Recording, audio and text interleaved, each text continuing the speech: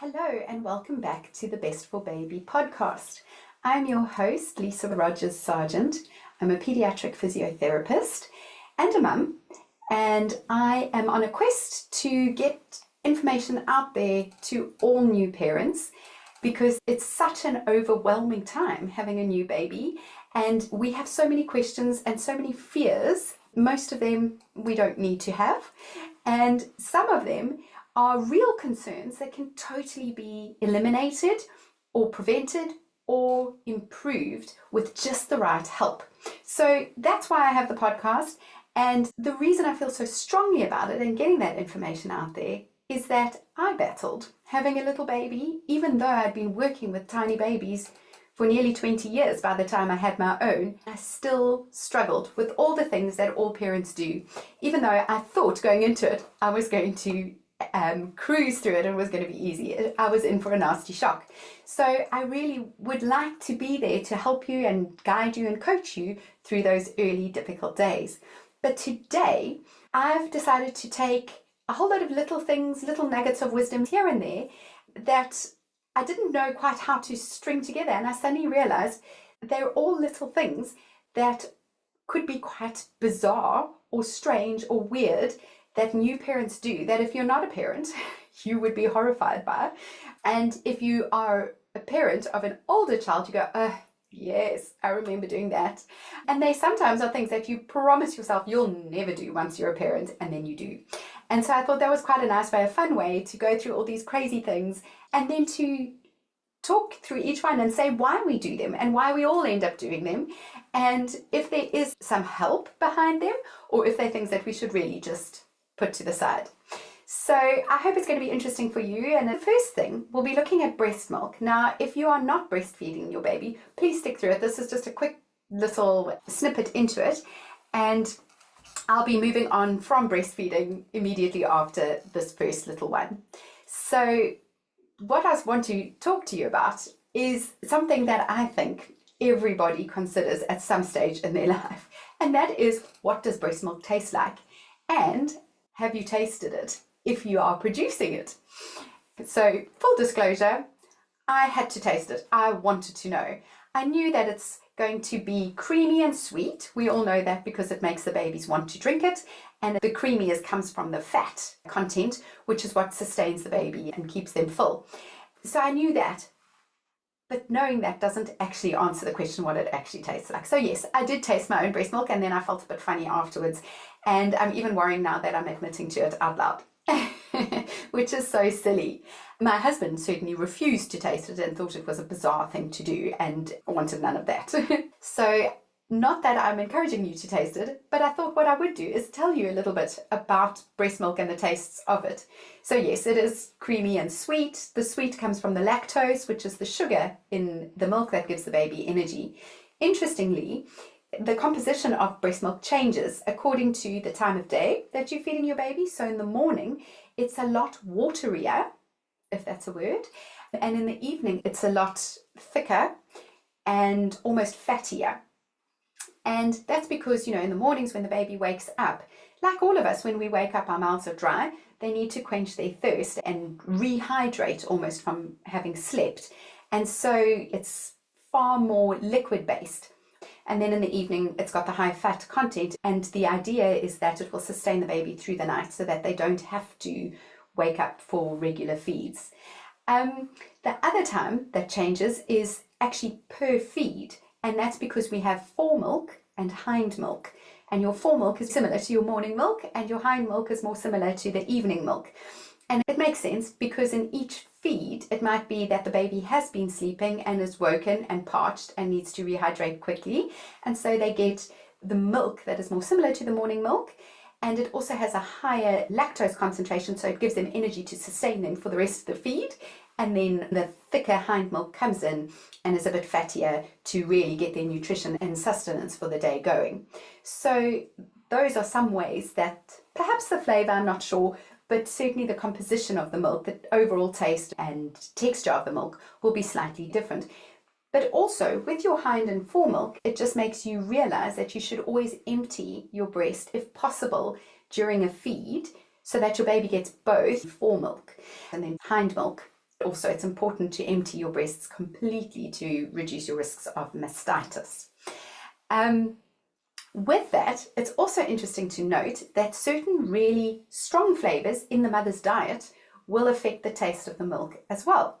So things like garlic, broccoli, strong spices, those things will all have an effect on the taste of the breast milk. And there's very little research to support this, but we start to think that perhaps this is introducing those tastes to the baby so that they are more open later on to weaning, because they've had varying tastes, because the milk is always tasting slightly different, and they can then be more prepared to take on a wider variety of foods when we do start to introduce them to solids. So the last thing I'm going to say about breastfeeding is another crazy thing that I certainly did, that I think a lot of parents do, and that is keeping your baby on your breast for the entire duration of their naps during the day. Now, obviously, we don't set out to do this, and I think it is very natural to feed your little baby to sleep in those early days. And we certainly don't worry about this in the first 3 months.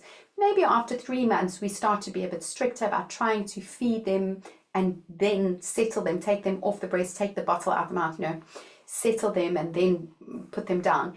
But I think it's quite a natural thing. So it's tricky to then start reducing that.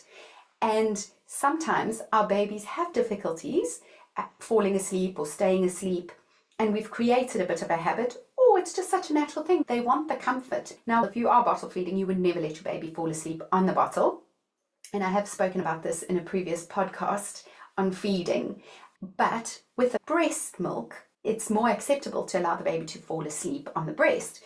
And so it can progress till you are stuck as a mother for quite a significant amount of time with your baby chewing on you in order to keep them asleep. Now, we all know we are desperate in those early days for our babies to start sleeping well during the day. And as we start getting into a routine, it's about the time that we stop allowing our babies to fall asleep on the breast. And there's a lot of change. And so they almost wanted more to help them through the change. And it's really tricky. And so we find you get to a situation like I did when my daughter was almost 6 months old. And I was now suddenly stuck in this routine of trying to make her have a good nap in the day, because now she's going to be awake for longer periods. And she would fall asleep beautifully while I was breastfeeding her. And then I was stuck with her on me, because as soon as I took her off, she would wake up and cry and then be totally awake again. And then I was worried that she wasn't staying asleep long enough, that her sleep was being disrupted and she wasn't going through all the sleep cycles. So I just let her lie there and chew on me. And it was incredibly painful, obviously. But also I was sat on a bed in semi-dark, holding a child, just staring into the darkness. Also terrified of falling asleep, because we know you should never fall asleep whilst you're feeding your baby. So I'd be keeping myself awake, and I was in that stage in the height of my postnatal depression, and just everything was scary, and I was worried about so many things. I was terrified to have a cell phone around her head, so I wasn't even sat there looking at my phone. I just sat holding her in this sort of semi-darkness, not moving and making sure I stayed awake. And this went on for some time. Actually, I then got help for the postnatal depression and was able to take a step back and go, wow, that is crazy. You can't carry on like that. And I then got help with my daughter in terms of getting her off the breast and getting her to nap correctly during the day. So if you are starting to spiral and get to that stage, let me be the person to say to you, it doesn't need to be like that. Reach out, get help, go to your GP, go to your health visitor, and get someone to help you and talk you through that. I'm not a sleep consultant, so I'm not going to advise on that. But as I say, you can always use the services of a sleep consultant as well for those sorts of things. Moving on from milk feeds, we're going to look at weaning. Now, this was one of the things that I was terrified about months in advance of actually getting to weaning. I was so worried that it was going to be a mission. I wouldn't know how to do it. I wouldn't know what to make, if she was going to be eating enough. And actually, when you get there, it kind of just comes together and you get through it and you work it out, and it's not such a big deal. So let me reassure you with that as a start. But One of the things, again, I did was get obsessive about it because I think feeding is a major thing. You want to make sure your baby is adequately nourished. And what I do want to say is in the first year of life, you really don't need to get so panicky about weaning. Most of your baby's nutrition is coming from their milk anyway. We don't tend to wean babies before 6 months unless you are instructed to do so by your doctor or healthcare visitor. So between 6 months and 12 months, it's really about introducing flavors to your baby. And if you've had a good varied diet, as I said, if you were breastfeeding, your baby may have already been exposed to some of those flavors. If you weren't breastfeeding, then you take it really slowly, introducing a nice variety of flavors, but it's just about getting them used to that. And it's not a rush. What we do know is that they then do need more iron after the 6 months. So if you're not getting that in their diet, then perhaps they need iron supplements. And that's something that you would then discuss with your GP. But really, take the pressure off yourselves because most of the nutrition doesn't need to come in those early stages of weaning from their solid food. Now, the other funny, crazy thing I did as a parent, once we had gone past purees, is to be convinced I needed to make everything from scratch because otherwise it would have too much salt in it and it would have all kinds of rubbish in it. And yes, I think a lot of these things do. But I took it to the next level and I was trying to make my own little beef patties and my own sausages. And I mean, they were revolting. And it just took up too much time. It was too stressful and it was unnecessary in that early age group. So what I want to say is, yes, keep trying, but take the pressure off yourself. Know that you've got 6 months to slowly get this weaning thing right, to get your baby onto the different textures, to get your baby onto the different flavors as well. And if they don't like something the first time, then you let them try it again after a week or two. If they still don't like it, take it away, try again after a week or two, and you slowly introduce as many different flavors and foods as you can over time, with it still being realistic for you as a busy parent. Without making it too crazy. The other crazy thing, a lot of people are still very much into baby-led weaning, so that's giving them the solids that they suck and chew on, the soft, squishy solids, and letting them go with it. And I felt like I would be a failure if I wasn't doing that. But with that, I lost perspective. So I started to give solids that weren't appropriate for baby-led weaning in the mad scramble because we weren't doing terribly well with baby-led weaning. So I was trying everything and finding things that weren't appropriate. Now, on that, another little piece of advice is that my daughter was slow to gain control of the muscles in her mouth.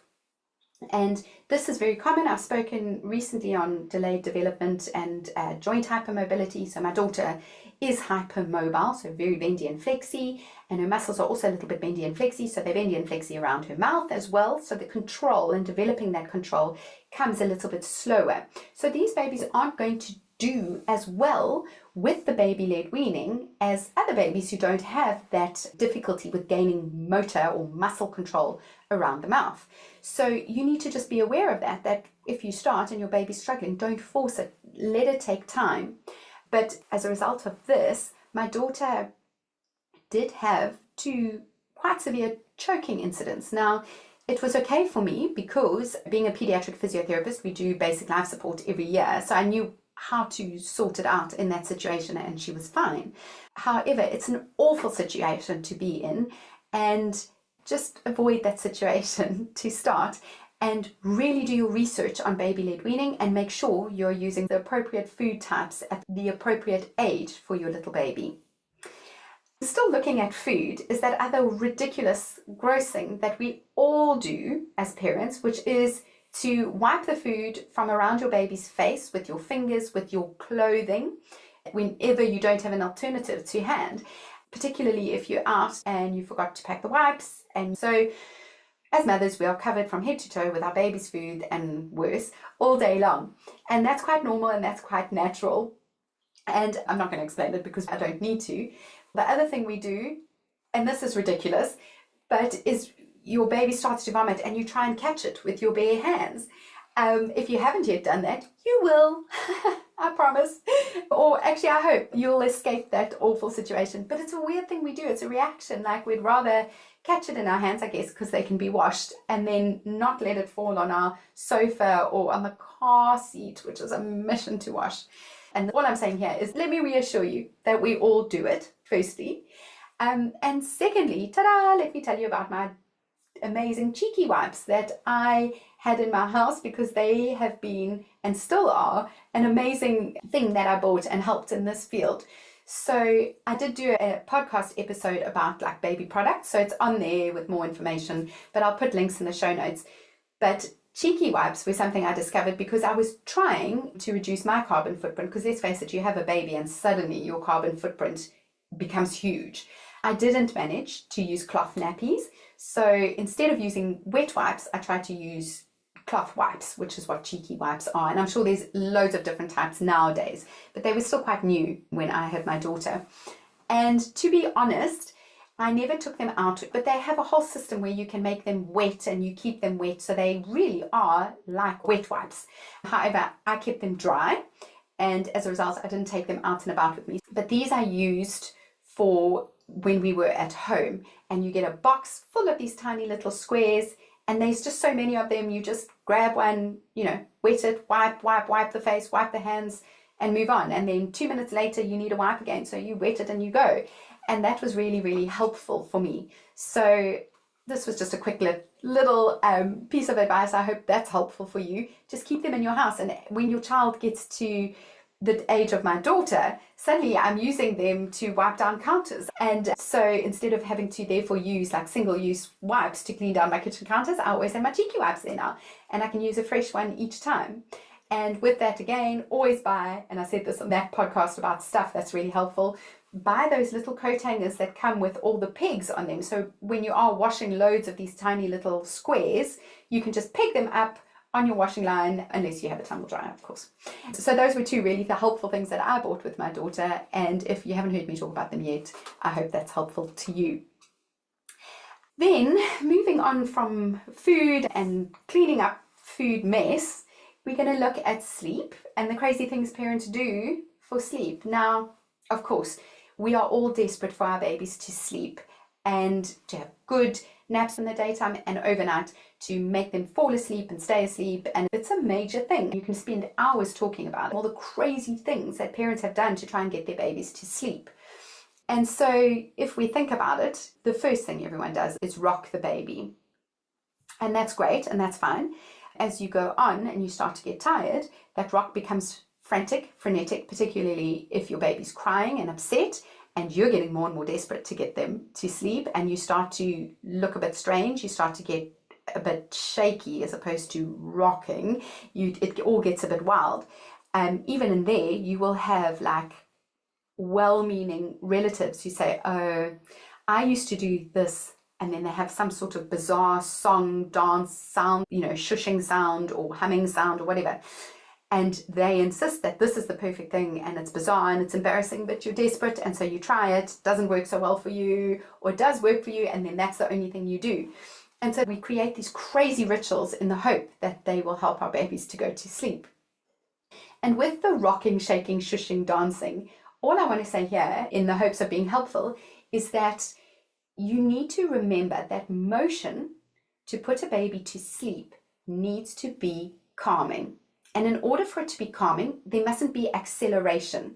It's got to be the same pace all the time.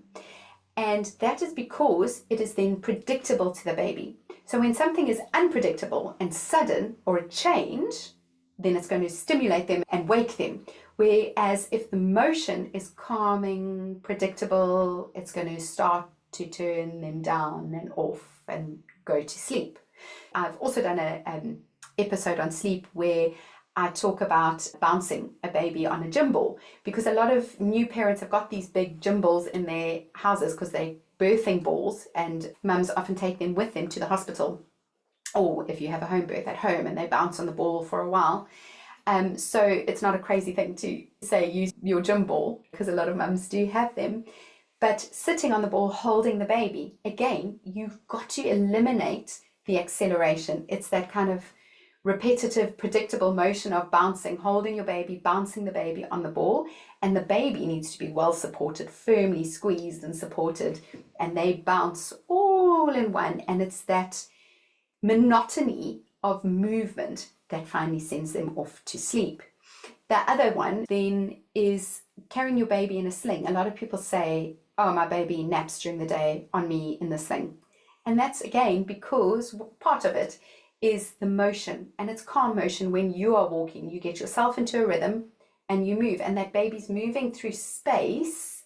They're not being rocked, but they are moving through space, and there is a fair amount of sway when you walk with the baby, but they are held firmly, particularly if you're using a stretchy sling, which sort of squeezes the baby and gives them that nice calming deep pressure. And then the movement of the mother walking, carrying the baby in the sling, puts them off to sleep. The other big one, which I referred to briefly when I was talking about crazy rituals that other people might tell you to do, is the hushing or the shushing that we do. We only invested in a white noise machine a little bit later on.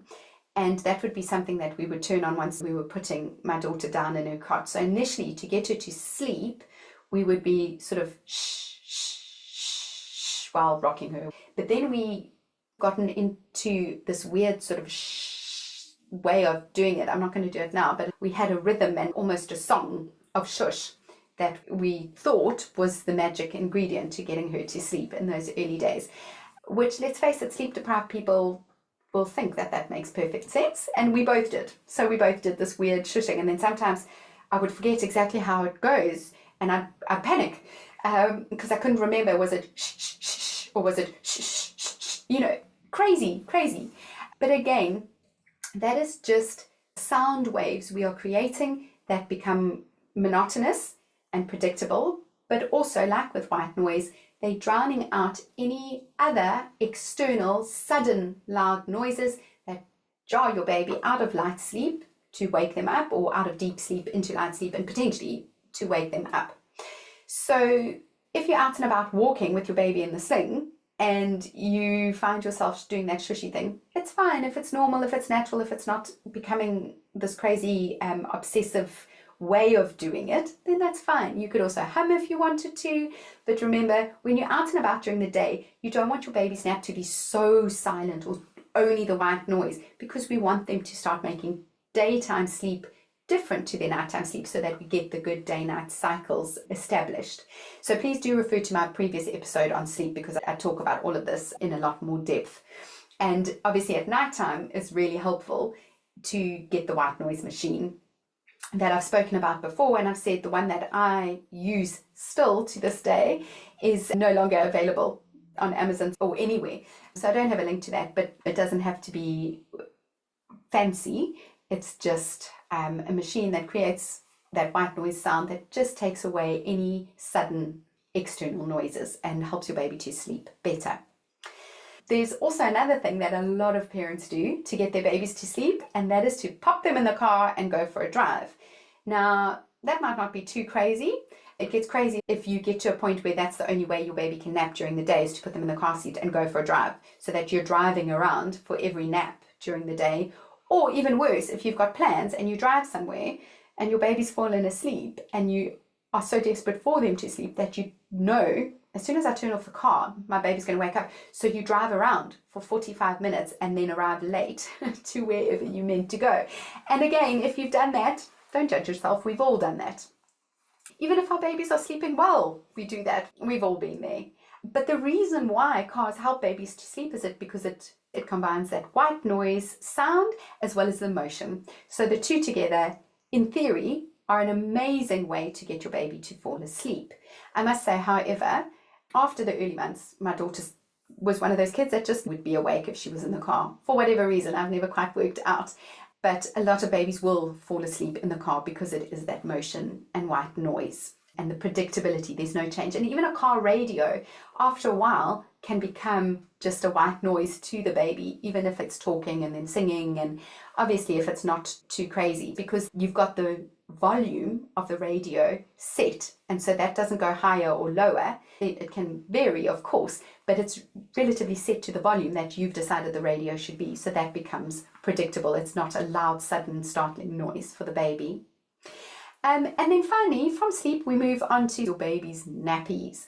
Now, it could be in the early days. A lot of parents will have done some sort of birth prep and will know that your baby is going to have very strange nappies for the first days of life. And I've also spoken about this previously. So we go from the black meconium sticky nappy, then it becomes a bit green, then it goes yellowy, and to normal baby poo. So we get obsessed in those early days, staring, opening, having a look. Oh yes, this is the way it's supposed to be. But if it's not, we're also obsessed because it's not the way it's supposed to be, and we panic. And then moving on as the baby gets older, how many poos have they done a day? Are they about to poo? Or is the nappy full? Hold the baby, sniff into their bottoms to see if there's something. Or with older children, toddlers, even opening up the nappies, having a look in front of everybody. All of these things that are very bizarre and strange. One of my podcast heroes is a lady called Kimberly Gallagher, and she's a Feng Shui expert. And she talks about putting a baby nappy bin in your baby's room. We've normalized that, but actually if you think about it, it's not such a nice thing to have a bin full of soiled nappies in the room that your baby sleeps. I know they contain chemicals and things that you don't smell them, but at the end of the day, what is the energy surrounding that bin in your baby's room? So that's another really weird thing. One of the biggest obsessions that I see, and really a major cause of concern in a lot of the children, the babies I work with, and the parents of those babies, is this worry surrounding constipation. Now, with constipation, there's a lot of reasons why babies can be constipated, and it can go from the hypermobile babies to babies with low muscle tone, to ex-preterm babies. Sometimes babies, their little guts just need to mature and develop at their own pace. And so we do see either lots of constipation or infrequent bouts of constipation, and they can be really worrying because a constipated baby is a baby that is usually quite uncomfortable. And as those little babies get older and become toddlers and they're more aware of it, they can get quite distressed by it. And it can also become a habit where the little toddlers refuse to open their bowels unless they are at home or in a trusted environment. And sometimes we think that's incredible because they're so little. How can they understand that? What is it that makes them do that? We're not sure, but it is quite a common phenomenon where really little children that you think are too young to actually be in control of this, they are holding on all day so that they only then open their bowels at home, and then that in itself can then lead on to constipation or make the constipation situation even worse. And this can even happen with really tiny babies who are not even toddlers yet. And they are so young that you can't believe there is a voluntary link to it. But I think the bowel itself is so reflexive and so easily trained according to external stimuli that I think sometimes the things we do, we can create the situation before the baby's actually voluntarily holding on. And so I've even seen mothers who get so stressed about the constipation that they start to try and help the baby when the baby does start to try and open their bowels, and they're straining because remember, if a baby's been constipated, that the feces are going to be drier and harder, so they're more difficult to pass out. So then mums are so desperately concerned because their babies are trying so hard and struggling and they're in pain trying to pass that stool, that the mother goes in with her finger obviously in a glove or with a wet wipe around it, and she starts to try and assist in evacuating that stool. And the problem with that is that the little anus is so sensitive, and as you start to stretch, it has stretch reflexes, it has receptors there, that it starts to become dependent on that stretch of the mother's finger to actually get things going. So I've seen little babies getting into kind of these routines where actually the only time they can open their bowels is if the mother starts it all off. And so we want to be really careful with this. So there are some guidelines with constipation, knowing that ultimately you are looking at your baby's comfort levels. So some babies might go every 2 to 3 days and it's not a problem. If you're hitting 3-4 days, and this is unusual for your baby, you should really go and get help, particularly if your baby is showing signs of discomfort. Some people might say, if you're hitting day 5, then you need to get help, but I would look at the baby and certainly be ready to call the GP on day 3 or 4 if this is unusual for them. Also, if it's not been that long, but your baby's tummy is very hard or it's distended, if they are straining to pass that stool for more than 10 minutes and you can see it's hurting them, they're upset by it, then you definitely would be getting help. Likewise, if your baby is constipated and they're also vomiting, they are refusing their feeds, they seem unwell, then you're definitely going to be getting help. And if your baby ever passes a stool that has got blood in it, that is like a whitey or a grey colour, those are signs that there's something medical going on and you definitely need to go and get help. Now, with all of the things I've spoken about, they can be funny things that we joke about as mums together that we've done, but they are also all potential areas of extreme concern and worry as a parent.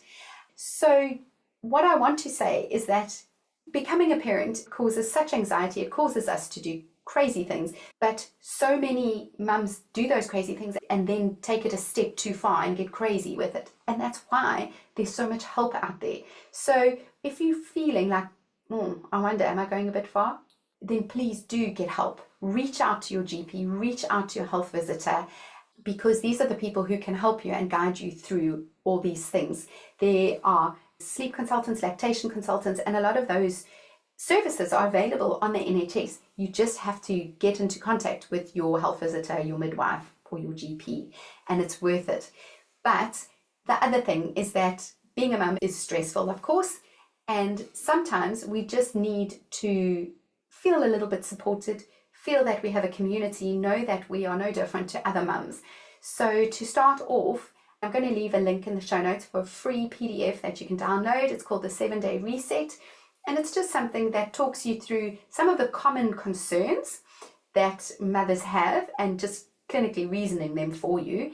It also has some calming strategies for you. You might do it as it's intended to be done, where it's day 1, do this little thing, day 2, do this little thing. And I know this isn't like going to add to your plate. It's so short, so easy. And you don't have to do everything. You can have a quick look through and just find little practices that you might be able to incorporate into your daily life that just help. So have a look at that. And I think day 6, the common concern is constipation. So it's going to give you some more advice if that is something that you are currently battling with your little one. So my message to you is you're not alone. There's so many other mums having the same worries as you, but I hope that you mostly feel like if you're not taking each of these little things too far, you can see the humor in them and sometimes the reason for these crazy things we all do as parents. So with that, it's time for me to wish you all the very best and of course all the best for your baby.